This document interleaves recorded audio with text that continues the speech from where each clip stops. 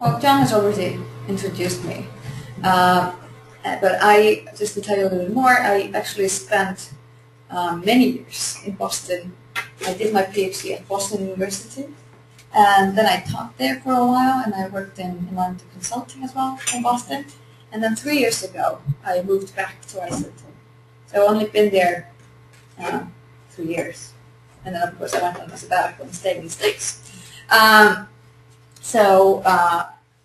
basically what I do over there is that I run a graduate program on called Environmental and Natural Resources. And John has visited every year and taught ecological economics, which is fabulous. And that's basically why you guys you're actually going to Iceland, because of that connection that he actually has taught this class. Anybody else tea on that side? Tea? No? Okay. So basically, what I was going to talk to you about today is, sort of this sustainable energy development, how to move towards sustainable energy. And many of you clearly are working on energy-related issues. And I don't know how much you know about Iceland, but the energy situation there is quite unique. And it is actually a good place to go and study energy systems and transformation of energy systems, because that energy system certainly has been transformed. And it was transformed, I would argue, in short 15 years. Not many people actually realize that, how quickly that happened, that transformation. But I'll talk about that in a moment. But basically, I was going to talk about some of the work that we've been doing on essentially sustainability indicators and how to move or assess whether a country is moving towards or away from sustainable energy development. And then I'll talk both sort of about indicators for the past, and then as well some of the things that we're doing with respect to the future. So I'll talk a little bit about something that we call the fourth transition, which is where we're trying to push the Icelandic economy, which essentially implies becoming completely 100% independent of fossil fuels, not using any fossil fuels whatsoever. And what is nice actually about this is that recently the Icelandic government is backing this up and actively promoting this last shift over to 100% renewables, which is really, really exciting. It's exciting to be working on that. But what we're doing is trying to figure out what would be the best feasible future. What should we switch to? Because there are lots of options and a lot of analyses that have to be done before we realize where to go. But just to basically I want to start by just putting energy in the context of sustainable development. And then just move on to Iceland. And I'll show you just a bunch of nice pictures. Yes. So I'll tell you a little bit about it. And actually, I know you all know that we don't live in snow houses. But it was really, I mean, seriously. But this was one of the most common questions I got when living in Boston. People really thought we lived in snow houses. Isn't that odd? I thought that was the strangest question ever. Anyway, so no. We all learned in high school that Iceland is green and Greenland is Iceland. Yeah. And you also learned that the Vikings were trying to confuse people, right? Yes. Yeah. That's not true. My people. But yeah, exactly, your people. All right, so let's put energy and all of this into the context of sustainable development. Well, you'll notice the definition: development that meets the needs of the present without compromising the ability of future generations to meet their own needs. But what I work on is this concept completely in the context of energy. That is essentially trying to develop energy systems and at the same time, balance economic development with social and environmental objectives. Okay? So essentially aiming for development of energy systems, taking into account and moving towards sustainability and all of those three dimensions simultaneously. And that's what we're doing with these future studies, to really think about clearly and concisely what of those different energy options that are out there, which of those options will truly move the system towards sustainability in all of those three dimensions. So that's where sort of all of this work is focused, and my focus on energy because it is central to all of those dimensions. That's sort of the simple reasoning behind that. Motor of macroeconomic growth is necessary for everything. A thermodynamic fact is a source of environmental stress. and it is a basic human right, basically access to high quality energy, as was clearly described in the Johannesburg Declaration in 2002. So basically it is an absolutely vital component of sustainable development, and I actually showed this picture this morning. Has anybody of you seen this one? Mm-hmm. Yeah, you know this one. Okay. Well, you see it. But this is actually from the World's Energy Assessment Update, which is actually a really nice resource, I think, for sort of updated information on energy. Hey. Sorry. You're late. I'm sorry. I have a very important job to do. All right. But there are two reasons why I like this this picture, because it clearly shows you the sort of the relationship between the logistic relationship between energy consumption per capita, which is on the x-axis, and then HDI, the Human Development Index, on the y-axis, and it's you see this nice logistic shape illustrating that at very low income levels as well as energy consumption per capita levels, slight increases have a drastic impact on increasing your ranking in the HDI indicator. But then at the higher levels, it's not having any impact at all. But the second reason why I like showing this one is because of the country that actually consumes, is at the top of consuming energy per capita. And you see what country that is. It's actually Iceland. Iceland consumes the second most energy per capita in the world, and way beyond anything that what the United States do. So it's up there. But we also score high on the HDI and all these different things. They've been third in the HDI, or always number within the top three in the HDI? Yeah. The GDP same per capita? No, well, the GDP, as you know, with the economic crash, I don't know what it is now. It has crashed, but we're very high up in the GDP per capita. So yeah. That energy is related to electricity generated by the geothermal, or? We'll talk about that in a moment. I'll talk about exactly how all of that is done. But because of all of those relationships, we need to develop energy systems sustainably, and you all, of course, know that. And then we have definitions for sustainable energy development, which many individuals and institutions have defined. The first one was from the International Atomic Energy Agency. I think it was the first one, in 2001, as the provision of adequate energy services at affordable cost in a secure and environmentally benign manner in conformity with social and economic development needs, very similar to the Brundtland definition of sustainable development. And then essentially what we have done is to take those, actually not just those two, but other definitions, they all look quite similar. Extract certain themes from those definitions, take those themes, attach indicators to those themes. Very similar to methodology as the Commission for Sustainable Development has used when they were developing their own indicators. And they now have energy indicators for sustainable development. So essentially, if we extract the themes from the sustainable development doctrine or the definitions, then essentially 4 central ones emerge. So essentially improving technical and economic efficiency, improving energy security, both focused on, of course, infrastructure and supply. We can't forget that. So here we're talking about diversifying the system, decentralizing, increasing supply, which can be done through efficiency improvements, of course, using local sources, using renewable energy and so forth. Reducing environmental impact is the third one, and then expanding access and affordability, which is the social side to all of that. And then essentially what we do is we tag indicators onto all of those, so several different indicators onto all of those, and then we estimate whether countries are moving towards or away from sustainability, or sustainable energy development. I've actually done this work for several different countries, and I was actually telling Constance this morning, we're doing this now for all U.S. states, looking at how they have developed differently, which is actually fairly interesting.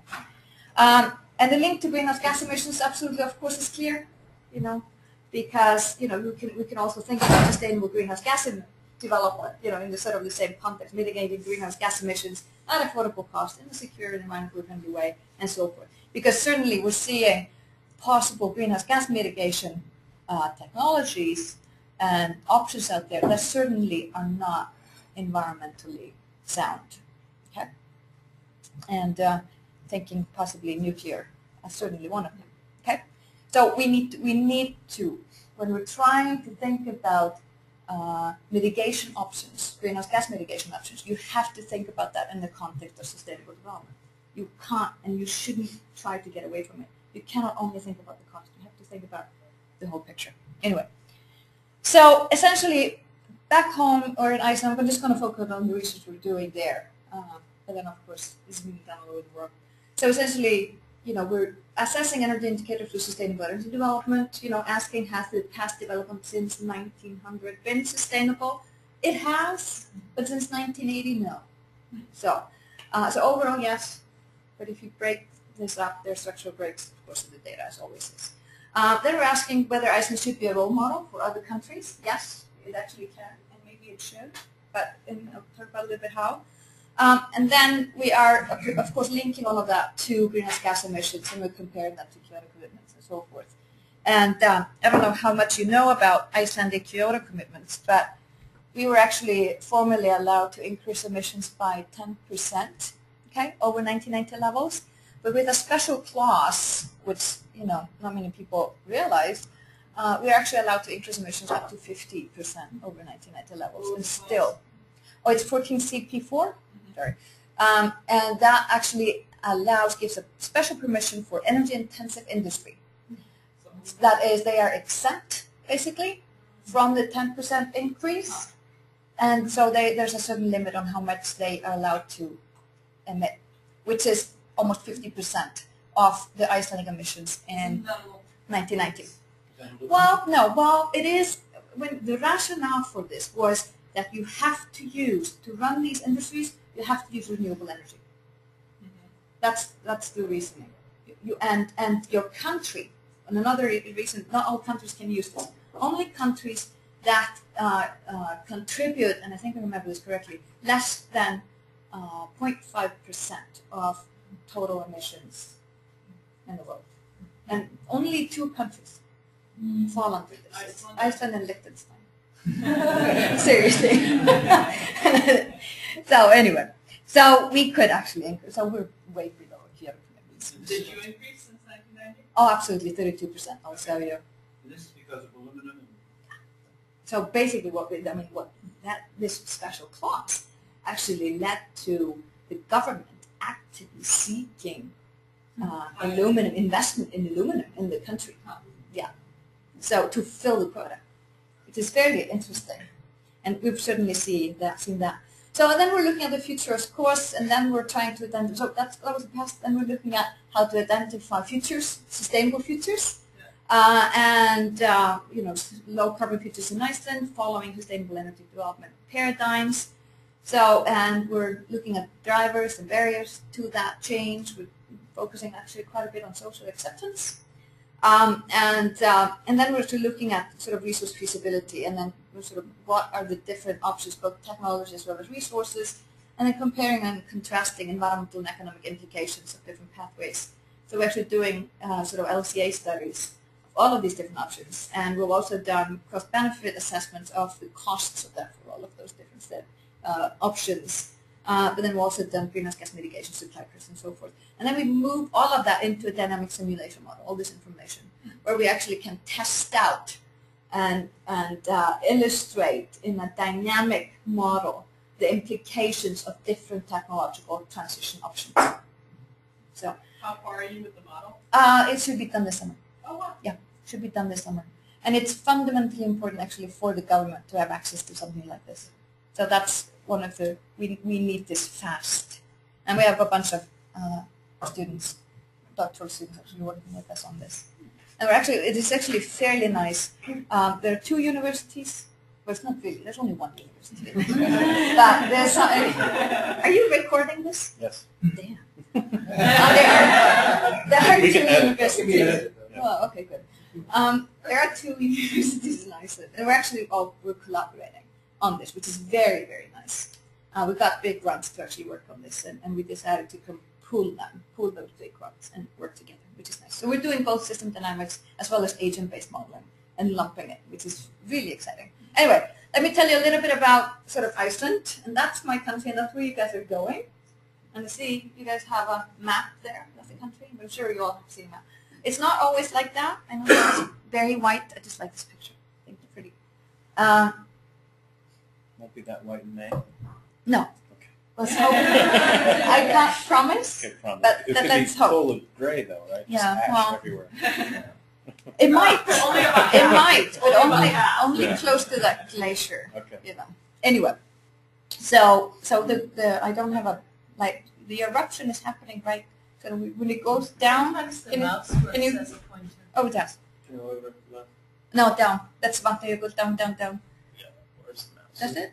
No, we don't have the Only mouse. where No, no. Down, down, down. Down. Follow the skirts. Down, down, down, down, down, down, down, down, down, down, down, down, down, down, down, down, down, down, down. Up. Stop. Right, That's where yeah, it is. right now. That's where the eruption is happening. Yeah. So all the ash is actually going to Britain. Can we get a What? good pronunciation of that volcano? Oh yeah. Oh, yeah. I'll show you pictures. Okay. And then I actually wrote it out so you can practice. I'm going to have all of you practice. Can you just say it? Say it. Eyjafjallajökull. Yeah? No. Say it again. One more time. Eyjafjallajökull. Oh, come on. It's not that hard. You guys just get together as a pastime and make up words like, Yeah. with all these consonants and stuff. It's like the Dutch stuff. Yeah. Yeah. A few countries. What did John Stewart call it the other night? He named it. Oh, he called it Kevin. Kevin. Yeah. I thought that was great. Kevin. Kevin. Yeah. So let's call it Kevin. Anyway, It's an agricultural area. it is an agricultural area that is being blasted, basically, with the ash, and many of the, well, some, I mean, the farms are probably, they have the most fertile land, basically, in the country. They're always the first ones to harvest their crops, but now it might all be gone. We don't know. The ash is, from the latest eruption, is very, very high in fluoride, so it's very toxic Oh, to really? vegetation. Oh, absolutely. So that whole area might be. It might. We don't know. It might. Apparently, I mean, animals are fine still, you know. So there's of course very close monitoring of what is the health of everybody that is there. So have people been moved out of that area? Yeah. Oh, absolutely. Everybody. Essentially, whenever we have a, sort of an evacuation system, so immediately when some of those eruptions occur, any time when you have an eruption, we have a system of evacuating every single person in the area. And the reason is that those areas, the eruptions, are happening in glaciers. So they're going to be flash floods because of the melting of the glaciers. And it happens very quickly. And people will not get away. So they get everybody out immediately until they know and have estimated the situation. The farmers are only allowed once a day to attend to their animals, and then they have to get out. Did they know this eruption was coming through seismic indicators, or because they sometimes there's minor earthquakes before? It's been, I mean, there are earthquakes always. Okay. There are always earthquakes in So there's no. non-stop earthquakes. It's going to be fun. They're very small, so you don't really feel them. But there's been earthquakes in So that they didn't area. know this was coming. No. I mean, it's just an ongoing fact. They're just always there. Anyway, but just to keep going and tell you a little bit about Iceland. As I said, I actually put one slide here about snow houses. And no, that's not how we live. I always get this question. That's the hotel you're going to sing in? Yeah, The exactly. Ice Hotel? That's the ice hotel. Actually, some people do this. People go and have weddings up on the glaciers and live in these. I will never understood that. That's kind of very strange. Have ice buffets. Seriously, they have their party up on the glaciers. So we do that, but we don't live there. So the island itself is about the size of Kentucky. So it's very big. Only 300,000 people that actually live there. 311,000 or something like that live there. After the economic crash, a lot of people, there was a substantial outflux of people. Thousands of people moved. Apparently just now the population has stabilized and people are moving back, apparently. Where did they move to? To Norway. Many of them went to Norway. Many of the people that actually moved were Polish or Lithuanian, who had been in Iceland, were registered as part of the population. So many of those people moved. They were the first ones to actually leave because they were sending money home. And the Icelandic currency with the crash was cut in value by half. Seriously, by half. So, so it didn't really make sense for people to be in there and work and sending money home. Just So didn't they make were sense. really workers and not bankers necessarily. that moved out. Yeah. Well, no. Are you taking this? Bankers come out too. The tops, they've all moved. They've all left the country. We're all hiding, right? They're all hiding. Dude. Why are you reluctant to say that? I don't know. Many of them are my friends. Anyway, all right. Well, here's the thing. Many of them were educated in Boston, Harvard, and MIT. Engineers. So we can blame it on Boston. Exactly. Hey. Anyway, now, but this is Harvard and MIT. yeah, Harvard and MIT. That wasn't Not you. well, actually, Not one you. like these come from BU as well. BU doesn't rise to that stage of international. No, exactly. Exactly. But that's very true. Come on. Anyway, pictures from Reykjavik. So 2/3 of the Icelandic population actually lives in Reykjavik. And what is nice about the city is it's completely heated, and all the electricity comes from renewable energy. So there's no, the only fossil fuels used in the city are for vehicles, as well as from the whale watching boats that some of you are going to go on. Actually, I was asking John, maybe you want to go on a whaling boat and catch one. No. Sorry. I don't want to offend We're anybody. saying that the hotel's right at the base of Yeah, the church, hotel, you could actually, it's right by the church. Exactly. You can actually, wow, it's very close to the water. It's very close to Well, that's a downtown. lake. That's not the. It's not the same place Okay. where you guys, No. you yeah. stayed. No, but that's not the ocean. That's a lake. Yeah. That's a pond. That's the pond thing in the middle. The hotel's Oh, right there it about is. there. The hotel is right here. The university is right here. So it's a very short walking distance from your hotel and over to where the university is. It's really nice. It's right that's smack downtown. So it's quite nice. So 2/3 of the population live there. And again, it's all with renewables, which is really fabulous. And basically, I mean, a lot of those are misconceptions of what the country looks like. It's very green. It's very green. But we are in May, so the season is the grass is becoming green and so forth. And we'll go into the highlands where things are sort of a little bit musky still in May. But it is very, very and beautifully green, so very different from Greenland, of course. And so in the summer, and you're going to touch sort of the beginning of this, we have, of course, the 24-hour summer nights. So at the end of May, you are certainly looking at that. So you have maybe 2 or 3 hours of darkness during the night. But in the winter, of course, then we have sort of the opposite. So in December, we only have about 4 hours of daylight. On December 21, we have 4 hours of daylight about. Gets light at 11, gets dark again at 3. But I love it because we have the aurora borealis, and they're everywhere. So whenever there is, a clear sky, we see them, which is nice. And they're beautiful. And then we have the beautiful sheep. So I just wanted to tell you a little bit about the highlands. The Iceland is almost completely barren of trees. About 1% of the country is covered with trees. There's very little trees. So those of you working on trees in the DPI, so you're not going to have much to do, really.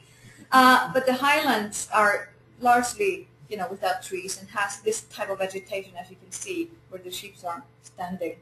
And essentially, with the farming, most of it is sheep farming and cows and cattle. Were And the trees taken out for the animals, or was it just naturally? it was a combination of both.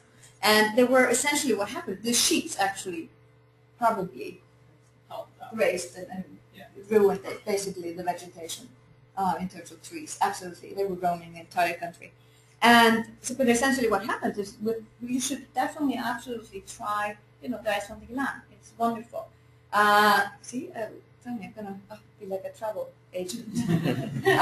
So but basically what we do is, the lambing season is in May, right when you're there, and they spend maybe, a month or 2 with their mothers outside grazing. They never go inside. They're always outside, just in nature. They don't touch any fertilizers, pesticides, anything, because none of that is actually used, where they stay. And then for about 2 or 3 months, they're brought up into the highlands in the middle of the country where they graze, and then they're brought back at the end of September where they're slaughtered. And it's absolutely fabulous kind of meat, and I recommend it. It's wonderful. Don't forget the spoiled shark. Well, you're gonna, feel like That's that. a must. Yeah, well, we're going to have to. We'll do all of those strange things. No, I'm not going to talk about that. And then, of course, I mean, as I said, Iceland is like a geological theme park. You know, it's very alive. It's very active. It's very geologically active, as you know, with the latest eruptions. And you get these really weird and beautiful transformations and land formations, geological formations everywhere. Beautiful colors, very strange colors everywhere. So it's nice. This is one of the eruptions. So basically we have serial eruptions. So first we have the economic crash, you know. Then we have the serial eruptions. So never a dull moment in my country. Fimmvörðuháls. Fimmvörðuháls. Exactly the way it looks. Yeah, Fimmvörðuháls. This was the small tourist attraction volcano, and this one was very small. So essentially, people went to see it. You see all the people on that snow thing up there? Those are people standing in very close proximity to the eruption actually ongoing. But as I said, that's what Icelanders do. We go towards glaciers. We go towards eruptions. People walked for hours to get up there and drove and so forth. So it's a very picturesque, a beautiful eruption. So you could see it quite clearly. The only problem was with it, but that it caused a flood, but it didn't really ruin anything. Under the bridge. Right? Yeah. So that was, it didn't ruin anything. It wasn't very big and so forth. This is the big one. That's the name. So now you can try. Eyjafjallajökull. That looks like heaven to me. It does, doesn't it? It looks like a heaven. That one this is a big one. And essentially it's spewing a lot of, very fine-grained, high fluoride ash up into the atmosphere. And I actually like the lower picture there of the farm, where it's literally, the farm is literally a few hours later was engulfed in the ash, completely engulfed in ash. And it's coming. You see the cloud coming towards the farm, and it was pitch dark. How long did it take to evacuate everybody? Oh, that very quickly. It takes a matter of hours. I mean,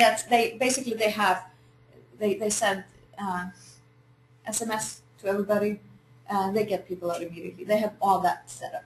How is the Icelandic population in general kind of reacting to the volcano? Is it just like, oh, it's erupting, let's go on with our lives, this happens? Yeah. Or is it sort Oh, of that's like... how it is. Okay. It's life. It's life in Iceland. Seriously. This is to be expected.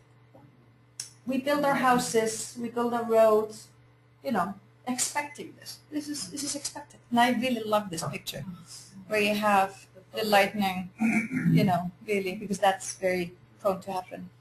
And this is actually sort of showing you the cloud going over to Britain. It happening, so you see how it is going over there. So going people the same aren't way, like, yeah.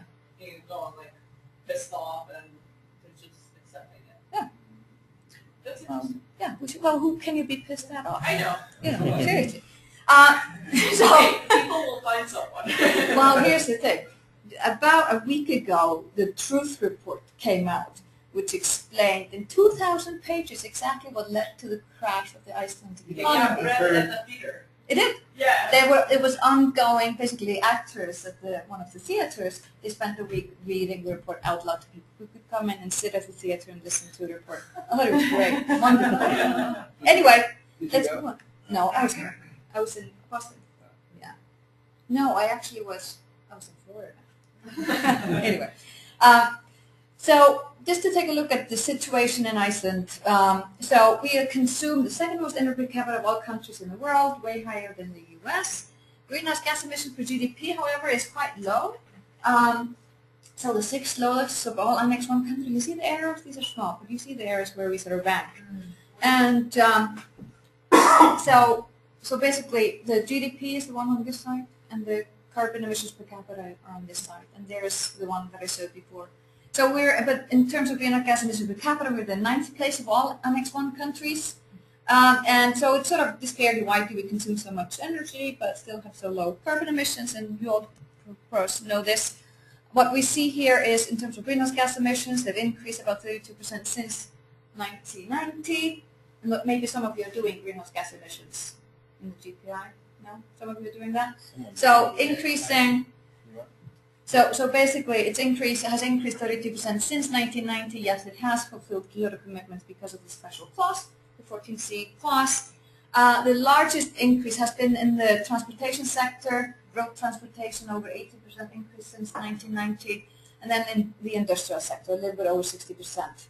So substantial increases, but look at the weird fractional shares of carbon emissions in Iceland. Notice that electricity and heat reduction only contribute 4.1% to total greenhouse gas emissions in the country. This is 2007 numbers, the most recent numbers available.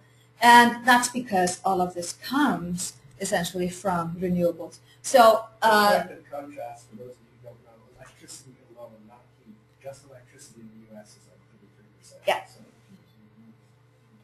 So enormous, and that's what it looks like in most other countries in the world. So we have a very different mitigation situation in Iceland than in any other country, which makes it really interesting case sort of to explore. But 82% of the energy used in the country now, and I say potentially renewable, because the way we're using geopower in some cases is that we're actually mining it. We're using it too fast. It's not able to renew itself. So, can you explain that? Yeah. How do you make geothermal not renewable? Oh, it takes a very long time for the water to trickle down. And into So it's thermal. It's water. it's water. Okay. The heat Water. is there. It's The not- heat is okay, there. yeah, Yeah. No, it's the water. So you're the pulling heat is out there. the water. We're pulling up. That's what we do. Oh, okay. So we drill okay. down and we pull up the water. Okay, you're not Exactly. just using the heat. No. We're drilling water. It's not like a heat pump like you would do here or in Sweden or wherever.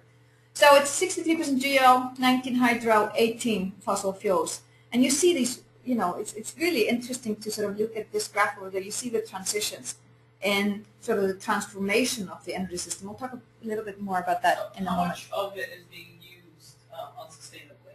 What percentage? We don't know that. I don't know the answer to that question.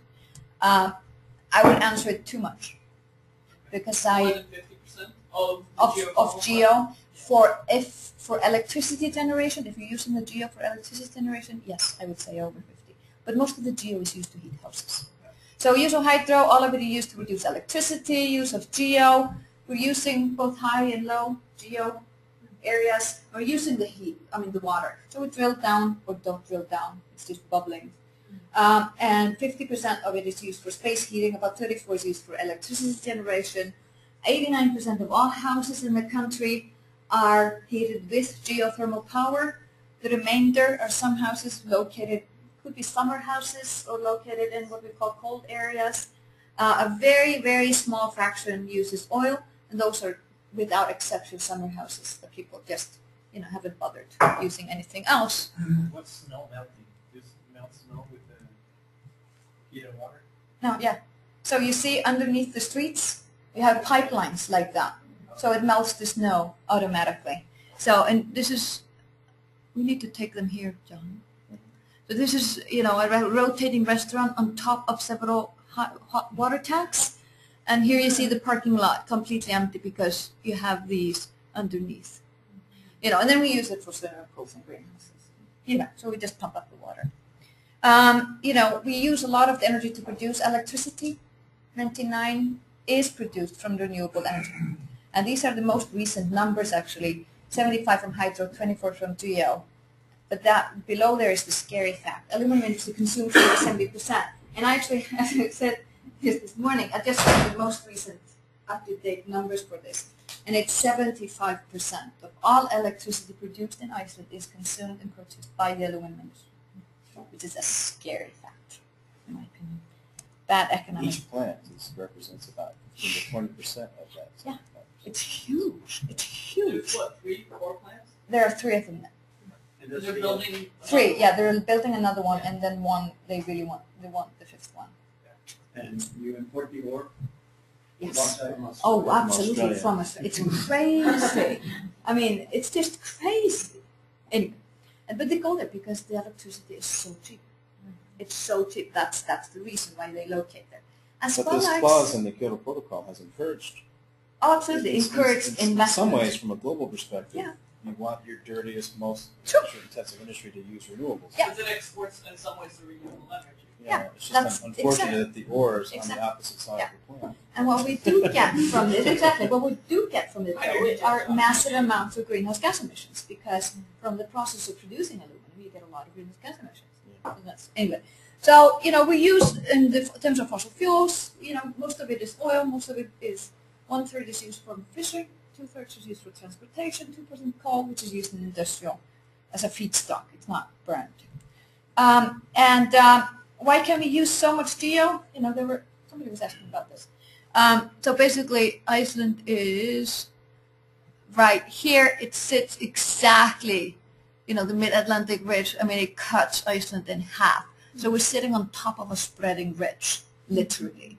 So the country literally every single day is being pushed apart, 6 centimeters every year, basically. And you can actually see that in the landscape.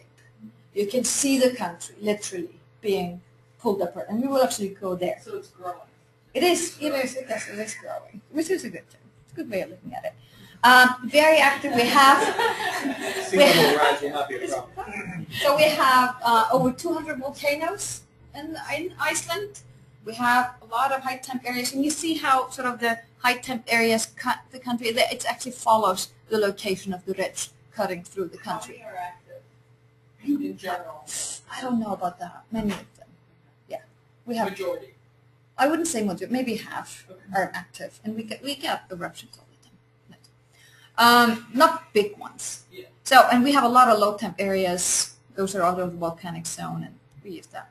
So, but in terms of resources, of course, neither is unlimited, and people have fooled themselves into thinking that they are, some of them. So we are using about 41% of our available hydropower that can be harnessed economically and in an environmentally friendly way. And we're using about 20% of the geo. That is possible, so a lot of that can still be used. Just going to tell you a little bit about the history of energy use, and if you looked at the graph that I showed you before, there are absolute clear 3 transitions, and now we can start thinking about indicators and whether Iceland has been developed sustainably in terms of our energy system. So basically, the first transition was from 1900 to 1940, and that transition is from biomass to coal. Okay, so there, as you can see, there are no trees in the country, so we actually used peat, you know, burned it to heat our houses because there weren't trees. And then we moved to coal, then we went from coal to oil because the country got mechanized, and then from oil to renewable energy.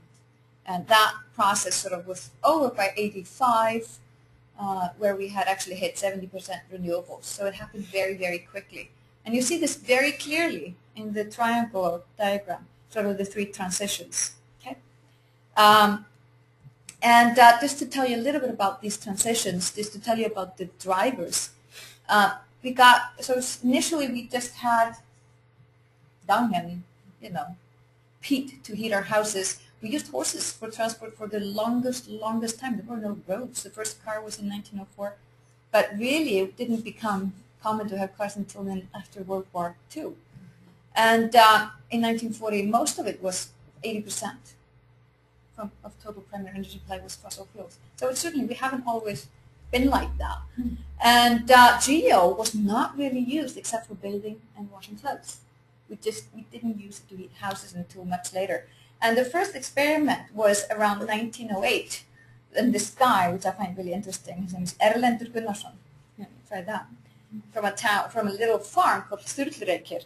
And this guy was actually fairly interesting. He has a picture of him there, and this is his house.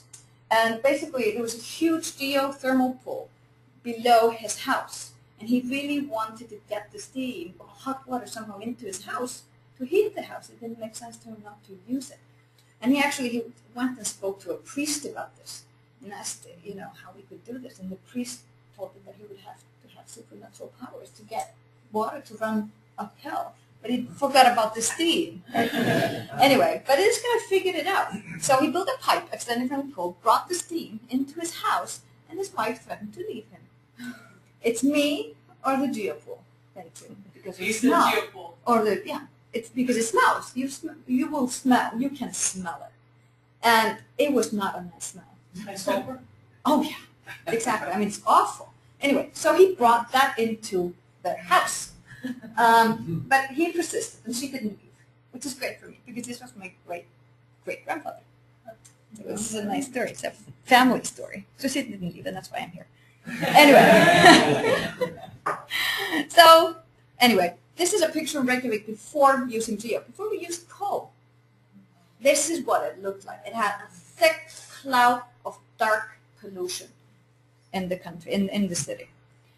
So then we have the second transition. We're moving to oil from coal over to oil and a little bit towards renewable energy. And this is how people used, the geo. There were these hot pools in Reykjavik. You go and actually take a look at this, when you go there. And then it was expanded.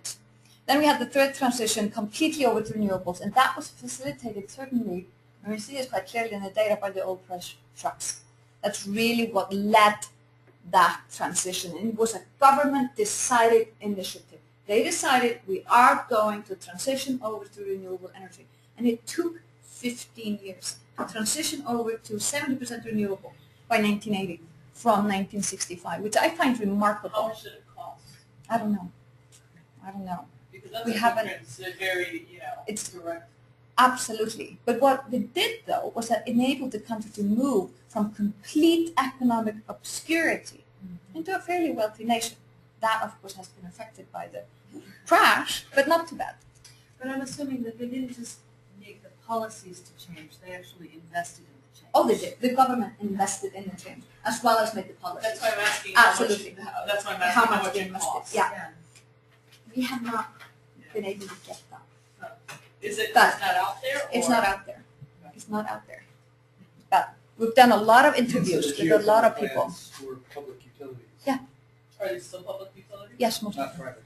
Not most of them are. Yes, most of them are A still. lot of it, the U.S. was doing this too in the 70s with these consortiums between universities, industry, and government. So it was sort of like these three-legged partnerships. Is that the same in Iceland? It is. Yeah. It is. It is. And it's moving increasingly into that direction. Is that still the same in the U.S.?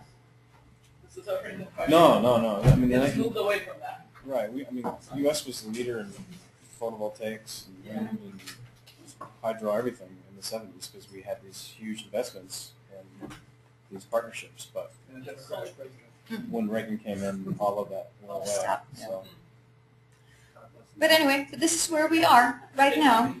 So 82 renewable. So we need to, now what we need to do is transition over towards what we call the fourth transition, get rid of fossil fuels completely. And that's what we aim to do, and that's what we're doing a lot of research on. The question is whether we moved towards sustainable energy development in Iceland.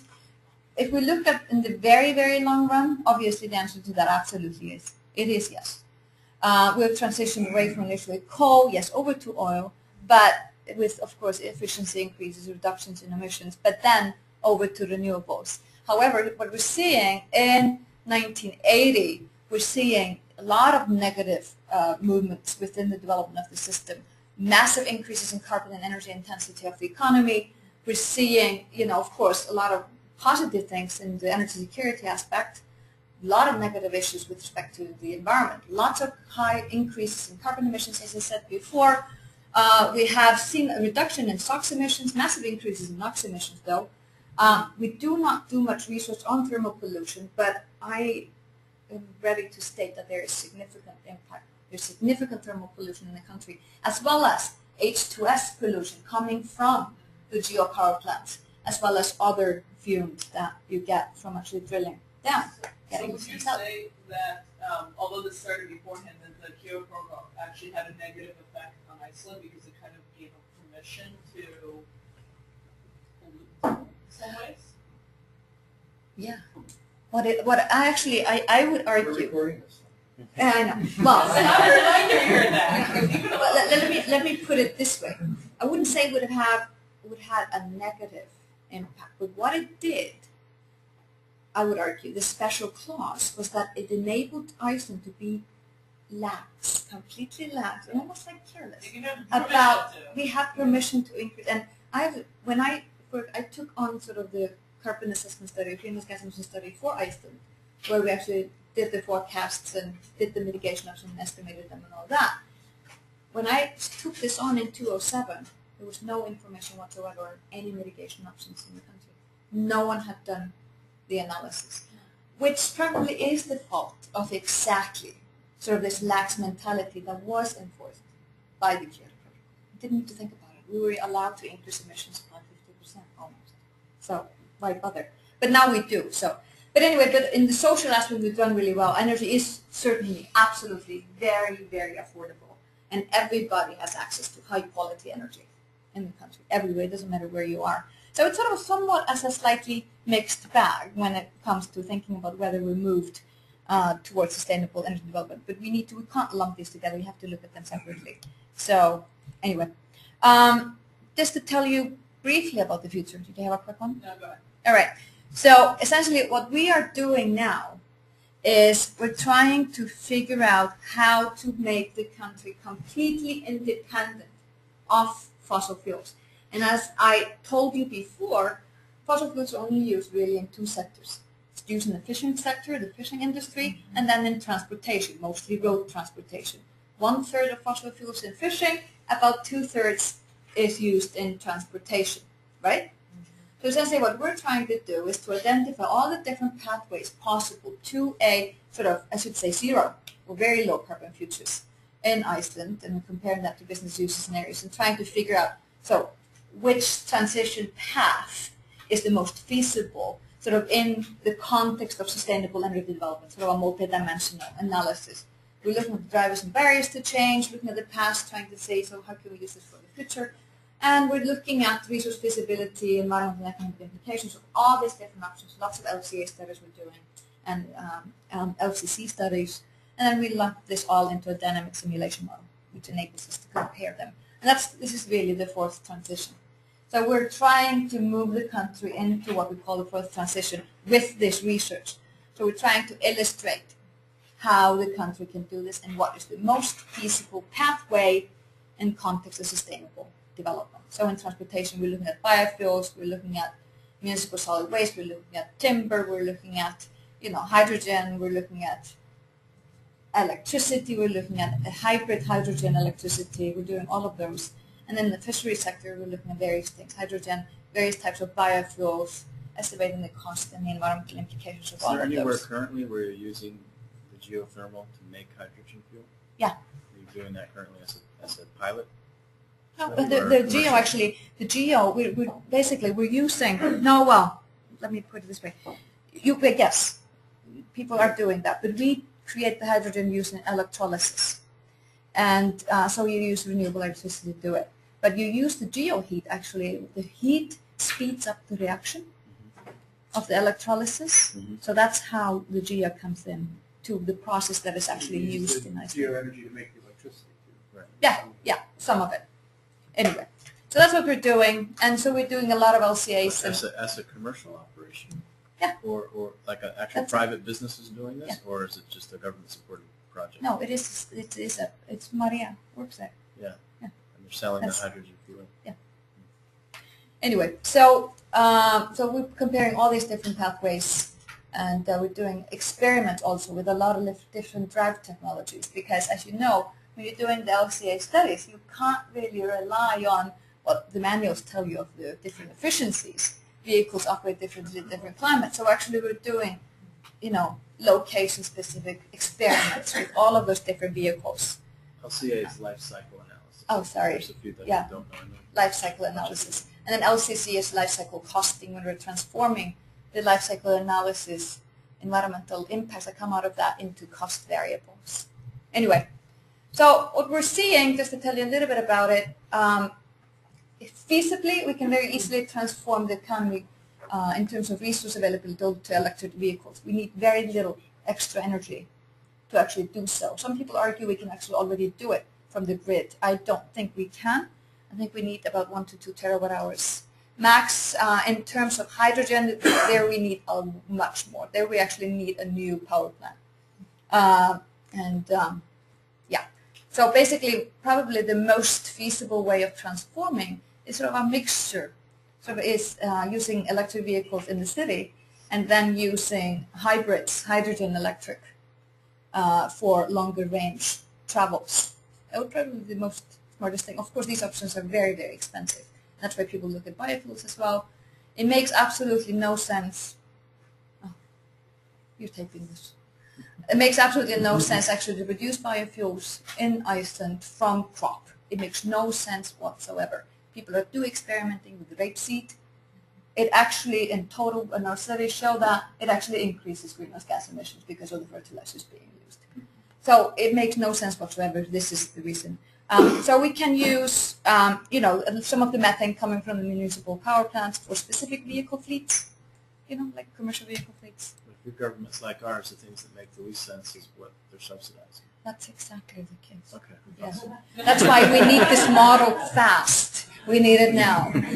Anyway, so fisheries, we're seeing we're not producing, we were not, you know, going to move up to biofuels. Biofuels are really the only way to go in terms of the fish stock or fishing fleet, but there are many different options there, and it's fairly cheap. And I think the government's going to be on board with us enabling that with lowering taxes on biofuels. They're actually commissioning a study on. Fishing boats use diesel fuel anyway. Yeah, so there's very little. There are heaters that you need for some of the different fuels. There's some little equipment you need, but it's fairly cheap for the industry. And then, of course, efficiency increases. So it makes path most feasible. We're still working on these studies, and basically what we'll do, we'll move or feed all of this information into a system dynamics model, which enables the government then to tease out the different options, and we're going to be able to move the country. I'm really optimistic. I'm an optimist, so I have to be optimistic. I have to be optimistic. Anyway, so I think this is possible, and I think Iceland could be the first country. If any country can do it, we should be able to be the first country to be completely independent of fossil fuels. And just to tell you about this just briefly, how can we contribute to sustainable energy development worldwide? I think our experience and our story can be really inspirational. And of course the cost issue is quite important, but it's interesting how difficult it's been to get data on that. So basically our story is really of a really, really poor, backward country. We were really poor 50 years ago, really poor. One of the poorest countries in Europe. We at the same time, we switched over to renewable energy, and at the same time didn't ruin the economy. It seems to be the belief, at least here, that if you switch over to renewables, the economy is just going to crash, it seems. I mean, our story, of course, we are not very populated and so forth, but still, it is a nice example. It can be an inspiration. Unique? Yes, we are unique, but a lot of countries can be unique too. You know, there's a lot of geothermal power all over the world. The leader in the use of geopower in terms of heat pumps in Sweden. You wouldn't think of that as a geothermal hotspot. It's Sweden. So you can do this everywhere. So you guys need to do, you know, demonstrate that. And then through research and education. So It's pretty nice when the heat is so close to the surface. it is nice. It is really easy. You stick, you know, you take a pole and you stick it down and get hot water. Yeah. It's not quite like that, but it's almost like that in many places. So, but anyway, I'm actually going to stop here and just, you know, if you have But it any. seems like the advantage, I mean, as you're saying, that the poverty that was 50 years ago, the advantage as a nation state is not, quote, invested in its existing infrastructure. So it's like a lot more countries who are leaping into a new realm where the U.S. is very stuck in its existing infrastructure, and there are other places like that too. Sure.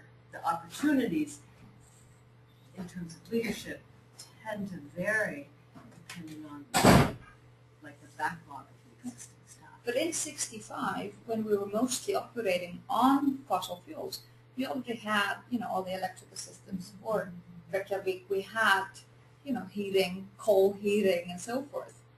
You know, so we already had some of the lines. How did that? It's a mindset. There was a government-led transition. It was. How did that happen? Was it just a very progressive government? It was. or- It was a decision, but it was a combination. It was not just the national government. It was local governments all over the country that just decided when the shocks hit that this was a time to make this transition. We have this resource. It's right there. You can see it. We have to use it, and that's what they did. They made, it was a political decision. So it was a social consensus that It was. that emerged. It was. And it's because, I mean, the political system there is more transparent, more open discussion, or what's, you know, why, what's... I mean, isn't part How of did it that just happen? economic? You ended up with cheaper electricity. Oh, much cheaper. I mean, it was very much. So- The rationale very much was an economic rationale.